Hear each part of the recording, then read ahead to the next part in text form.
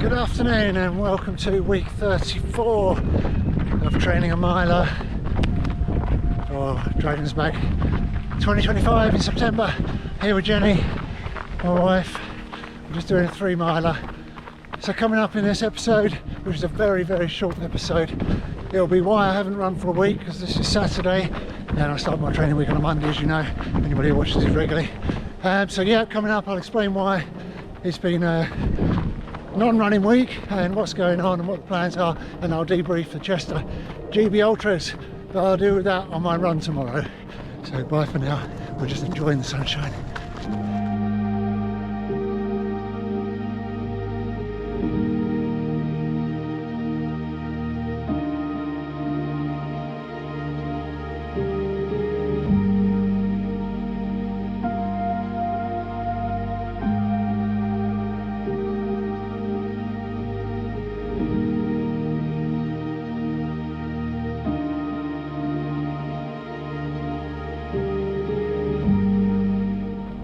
Good afternoon folks, welcome to Sunday. It's about 5 o'clock. It's finally cool enough to go for a training back, which should be 8.3 miles on the Flitch Way. So a few things I'm going to talk with you about the debrief of the GB Ultras. We'll do that first. Then we'll talk about why I haven't run all week. Then we'll talk about the heel, and then we'll talk about the heart, and then some random stuff. So a few little chapters on this run, and I'll be on it in a little while. Have a few more clips of the Flitch Way first.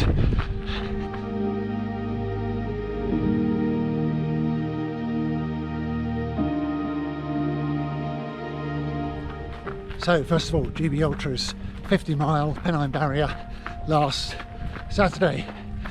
First of all, GB Ultras, awesome company. If you're thinking about doing, they do big ultras by the way, 50s and 100 miles. So if you are thinking about an ultra, probably best to tuck a few shorter ones under your belt first. But as you know, I'm training for Dragon's Back, so it's time to get some big ones in. And the idea of these 50 milers is that they kind of replicate a big day out, a big proper Dragon's Day out. And the first one in Chester didn't really replicate the terrain, but this one had 9,000 plus feet of elevation, really quite technical. So yeah, really replicated a sort of Dragon's Day.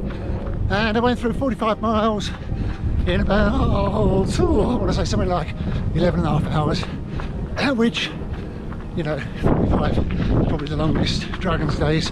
But of course I was fresh, I didn't have any other previous days in my feet, and that's the thing. I finished in 12 hours 50 minutes, absolutely spent, even though I was trying to take it nice and easy, zone 2, just run when I can and hopefully sort of feel like I could go again. There's no way I could have gone again the next day, and that plays on my mind because I had a hotel sleep, a shower, proper dinner, and I still couldn't get up and go again. In fact, I was hobbling around because of my heel, which I'll come to in a minute. So the hardest thing for me to get my head around at the moment with Dragon's Back is that I'm going to have to river wash, get in the dark, sleep in a shared tent on a rubbish lilac, rubbish blow-up pillow, get up at 4:30, have breakfast and go again. Now everybody tells me don't worry about that, because once you're in the event, your mind and body know what they're in for and they just do it. So we'll see.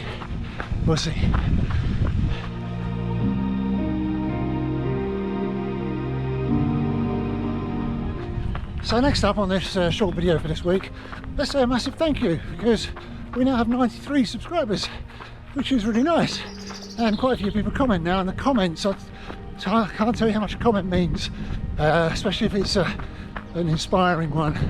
I need lifts. I get them on my Strava, with my comments on Strava, but comments on anything, including these YouTube videos, are really welcomed, really welcomed. And you don't have to just comment about my training, comment if you felt inspired at all, because part of this sort of every week blogging it is to be real about what it's like to train for Dragon's Back. And let's face it, we don't know the end of this story. We've no idea how this story is going to end, have we? Because we'll only know on the 6th of September. And it's fun. I'm enjoying the story. I hope you are too. I mean, you know, it's getting a bit meatier now, isn't it, with these big ultra runs rather than the early days. So if you're in on the early days when it's just up and down the Flitch Way all the time, well done if you're still here. But we got the next 3 months are going to be really, really, really telling on where we're going to go with this story. Anyway, so that's enough of that. So thank you, 93 subscribers, thank you very much, and thanks for watching. And that's not the end of the video, by the way, don't switch off. Right, next, let's talk about my heel. I'll give you a bit more of the fridge way first.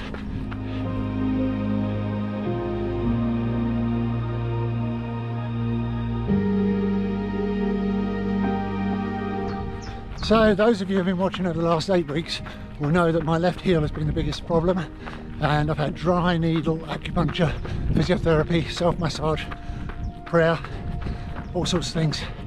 And yeah, I mean, I'm running now, but it's still playing up, and I'm pretty much accepting that it's going to go into dragons.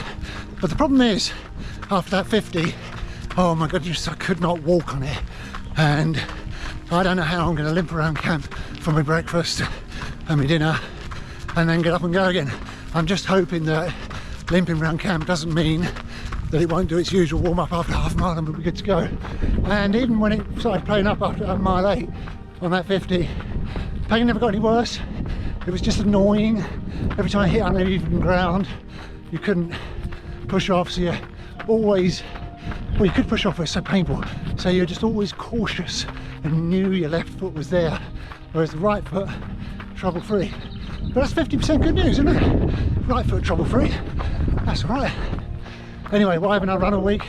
Well, I did promise my 2 sports physio, sports repair people that I would give it a week off and rest it, give it a chance to heal a bit. Has it made any difference? Not a squat. In fact, if anything, I can't go off my feet working because of my job, and it got worse as the week went on. I think it prefers that I run on it. It keeps the blood flow going, keeps it stretched. So, I don't know. Where are we going with this, say? Just going to plod on with it, aren't we? Plod on with it and accept it. Right, next is going to be the heart. A bit more of the French way first.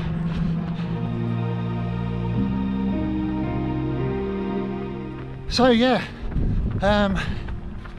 it's highly likely that my heart is back into atrial fibrillation. Now, you might say, how would I know that without an ECG?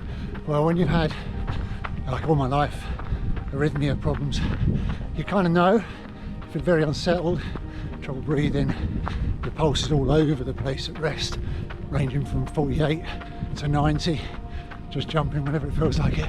And it's doing that. Now, if you look at these graphs I'm going to put up, which are the heart rate variance, now we're all taught that low heart rate variance is bad news and high heart rate variance is good news. Now, traditionally, I'm always in the red zone of low heart rate variance, which is rather ironic, which means it doesn't vary from peak to peak.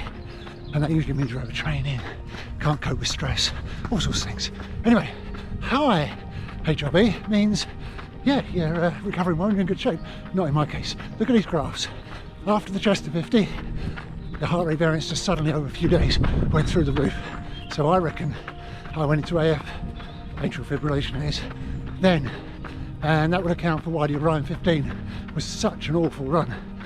And if you look at the graph more recently, you can see, again, picked up straight after the Welsh 50. So I think it's a pattern. They do say long distance running can trigger AF, and by the look at these graphs and how I feel, that could be the case. Not the end of the world, just means I've got to go on blood thinners again probably if it doesn't settle down over the next couple of days. And the other thing I've got to consider is if day 1 of Dragons sets it off, then it's as well to take the blood thinners along with me and pop them, or maybe pop them in for the week before. And that's only for the risk of stroke. You can run with an AF heart, you just can't perform at your normal level because your pulse rhythms are all over the place. However, there is really good news on these runs. I've had a very stable 126 beats a minute heart rate, which is hardly changing as I run at 9-minute miling. Now that means, for some reason, running trips it back into normal rhythm. So it's only a problem at rest. Now that may be really good news, because if it was the other way around, I would have a serious problem. But at the moment, for 9-minute miling, I don't feel too bad. I feel like I normally do. It's only when I'm walking around during the day. So I'm throwing all this in now because when we mention hearts, we often think, oh gosh, end of the world, stop running. I mean, I've known about these situations for so long now that I know what you can and can't do. I know the risk is stroke, that's why I go on the blood thinners. And I know how to manage it in athletic performance. And last year's Keswick Mountain Festival, which is this weekend coming, I ran it in atrial flutter at the time. And this is different to atrial flutter because flutter, you can't trigger it back to a good rhythm unless you have cardioversion, electric shock. Whereas with this one, it can trigger itself back anytime it feels like it. And you never normally have it for a long period of time. And it looks like it's long-term exercise triggered. So we can manage that. We can manage that. So the two graphs for HRV. While I've got graphs out from Strava, we'll have a look at some of the other stats and we'll close this week out then.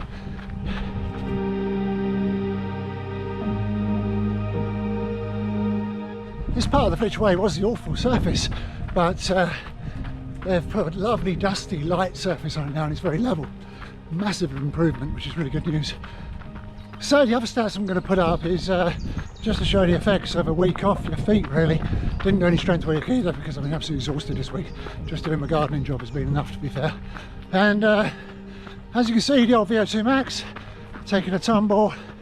The old endurance score over the last few weeks has taken a massive tumble, which is very concerning because I've been doing loads of work on endurance. The hill score has remained pretty static, which is good. I think Saturday gave it a bit of a boost.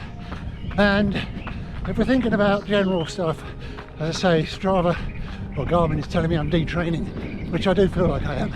A week off, I think it's going to take 2 weeks to get back to where I was. But of course, this is going to be a big week anyway because I've got the Keswick Mountain Festival. But it does show, I think I'm not good with rest. It plays on my mind, I don't like it. I like to at least be active recovery. I'd like to have done some 3-mile runs as a minimum, which I now think my heel would have appreciated more. As I say, keep the blood flow going, etc. But how am I feeling about Dragons? Do you know what, if I didn't have the heel and I didn't have the heart arrhythmia, I would be so fired up now. But heart arrhythmia has got the odd side effect of giving you quite negative thoughts, because normally negative thoughts trigger erratic heartbeats through anxiety, but it works the other way around as well. If you've got an erratic heartbeat, the mechanics trigger or encourage negative thinking. So it's hard to stay positive, but I will. I've got to counter it, but my God, I've seen so many negative thoughts flooding my being of late. Most of them which I can just watch, let them go by, send them packing, but you can't help engaging with a few. And yeah, so I think if we took those two things away, I'd be really positive. Even with those, I'm still relatively positive. You have to be, otherwise I wouldn't do the event. But I just thank the Lord it's still 3 months away. Anyway, enough rambling. Next week's proper training week. Thanks for watching again. Good luck with your training. It's going to be a gloriously hot weather week all over the UK, so if you've got any goals, use this week to get out and do them and practice. Have fun with it. Again, thanks for watching. Enjoy your life. That's what it's here for.